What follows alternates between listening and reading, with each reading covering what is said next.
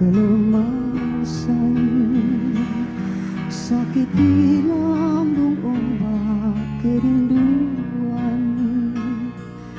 Orang rasa macam suara tu keluar daripada hati dia tu maksudnya jujur lah. Awal-awal tu orang yang tengok dia ni rasa macam dia ni tak boleh pergi jauh ni. Ada yang kata sebab dia ni terlalu kecil.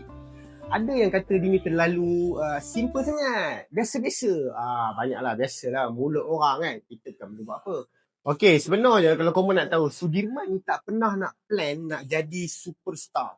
Dia cuma nak gembirakan orang lain dan cuba nak gembirakan orang yang ada sekeliling dia. Kalau korang nak tahu, dia ni sebenarnya belajar undang-undang. Tak pandai. Kalau tak, boleh jadi peguam yuk. Tapi, jiwa dia tak ada dekat situ. Apa yang dia buat, Sudirman dia masuk pertandingan nyanyian bintang RTM time tu. Dia bawa lagu dengan penuh perasaan. Suara lembut tapi kuat.